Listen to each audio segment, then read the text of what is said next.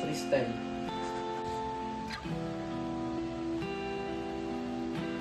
Pasensya ka na ha. Yan lang yung kaya natin ngayon. Di pa nakakapagpadalihensya eh. Pero mamaya, sure bukas, meron ka lang mababaon para may mabili. Opo, tay. Salamat po. Una po ako. O, ingat. Oh, Crystal. Ingat ka.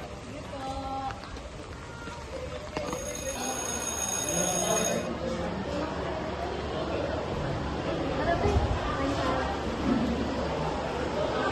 Bye-bye, Kristen! Anong ginagawa mo? Ay, wow, ang ganda. Kasama ka sa amin kumain. Tara, tara, tara.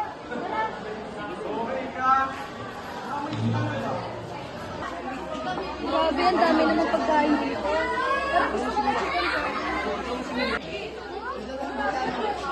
pesos. Okay lang yan. Afford naman natin. Tara, bili na tayo. Ay, sayang. Gusto ko sanang kumain pero yun lang talaga eh.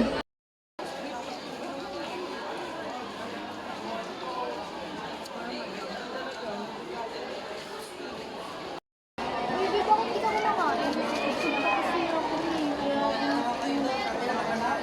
Ganun ba? Marami sa ating mga estudyante ang katulad ni Cristel.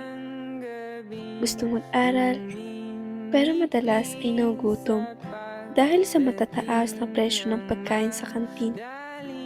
Ang pagkain ay hindi luho. Ito ay karapatan. Naway isulong natin ang tamang presyo sa kantin para lahat ng estudyante ay busog at handang matuto. Ang ngiti mo'y parang isang tala na matagal